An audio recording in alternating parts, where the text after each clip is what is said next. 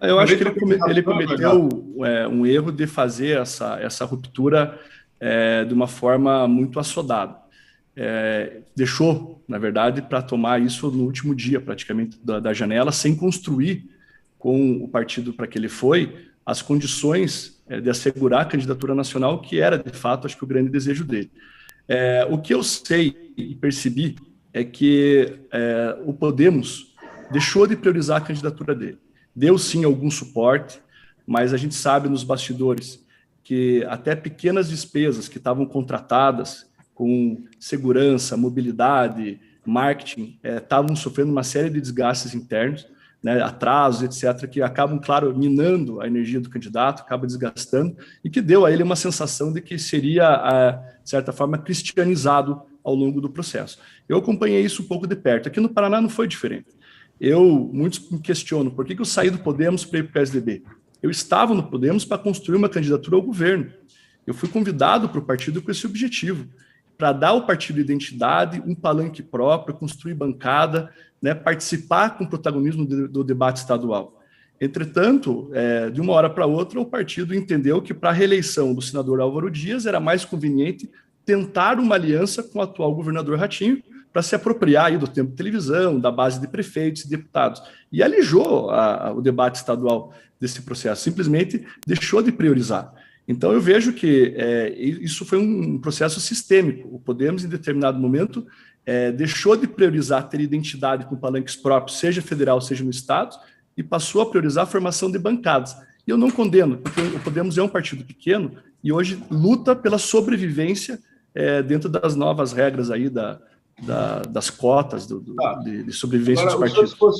o senhor se fosse uma figura com uma certa projeção nacional, o senhor trocaria o domicílio eleitoral do Paraná para ser candidato para São Paulo? De jeito nenhum. Eu sou paranaense raiz, sou guarapuavano, do interior do Paraná, tenho o maior orgulho disso. Tenho um orgulho tremendo de representar o nosso estado, de ser filho nascido, criado e que crio os meus filhos no interior do Paraná. Vivi 17 anos em Curitiba, tenho um amor absoluto pela nossa capital, uma admiração enorme porque Curitiba representa o Brasil. Morei em Brasília por 8 anos, tive uma boa convivência com a política nacional em Brasília, mas nunca larguei os meus vínculos com o Paraná.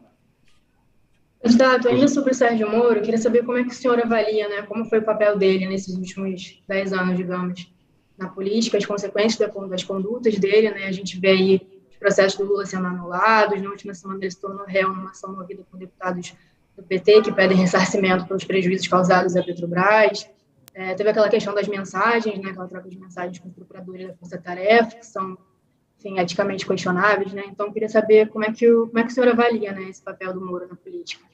Veja, eu tenho uma visão do Moro positiva do papel dele como juiz e desastrosa do papel dele como político.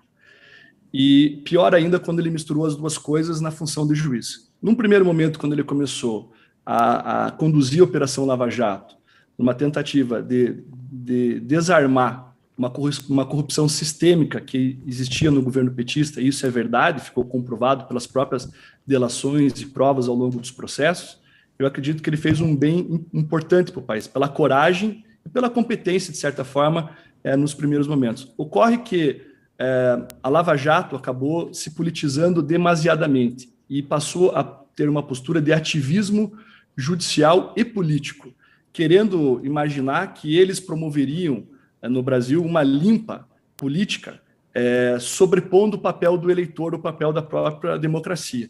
E isso ficou muito claro com aquelas mensagens divulgadas pelo Intercept, dessa relação confusa entre procurador e juiz, uma certa forma articulada para procurar gerar prejuízos políticos aos seus alvos, que foram cuidadosamente escolhidos. Então, nesse processo final, eu entendo que ele desgastou muito a sua imagem no trabalho da Lava Jato e comprometendo, inclusive, os resultados da Lava Jato como processos judiciais que estão sendo todos anulados. E ao ingressar na política, de certa forma ingênua, de aceitar o convite do Bolsonaro para ser ministro da Justiça, acreditando que ele teria realmente carta branca para fazer tudo o que fez, eu vejo que dali para frente ele realmente comprometeu muito a sua biografia. Ele não foi bem nessa função política administrativa. Quando ingressou no partido político no Podemos para construir a candidatura à presidência, ele se isolou, ele não conseguiu dialogar e conviver com os políticos da forma adequada. Ao longo do tempo ele foi se isolando, se cercando só de algumas poucas pessoas, cometendo uma série de erros políticos, inclusive nos estados por onde ele percorria, que culminou no que acabou acontecendo. Ele se mostrou realmente inapto para a atividade política partidária. É uma pena, ele poderia continuar prestando bons serviços para o Brasil como juiz. No final, no balanço, foram mais danos ou benefícios? Desculpa, você pode repetir? No final, no balanço, foram mais danos ou benefícios, senhor acha? No final, foram benefícios. Eu acredito que a Lava Jato, ela virou uma página do país. O Brasil, se continuasse na escalada de corrupção que estava tendo, realmente a gente não sabe aonde nós chegaríamos. Infelizmente, o Brasil foi incorporando na sua normalidade a corrupção.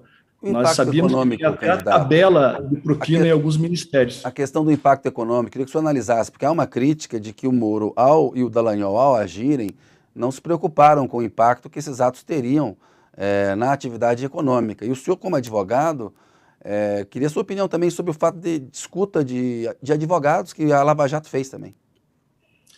Eu vejo esse debate um simplismo muito grande. Você dizer que você tem que ser tolerante à corrupção para preservar a economia, então eu tenho que fazer vistas grossas à corrupção para proteger as empreiteiras, isso aí é um debate que não cabe em lugar nenhum do mundo. Isso não é coisa de país civilizado. Mas a gente vê nos países civilizados que quando há uma delação premiada, a empresa ela é preservada, né? E há uma mudança dentro da empresa. Aqui no Brasil, o setor de óleo e gás foi destruído. É o contrário, em países civilizados se separa, né? Quem cometeu crime paga e as empresas continuam. A Alstom na França foi assim, com empresas americanas foi assim também, não? Mas foram feitos alguns acordos de leniência com essas empresas, muitas delas tiveram suas atividades preservadas. É verdade que isso demorou. As próprias regras do acordo de leniência foram surgidas só depois do curso da operação, talvez tarde demais.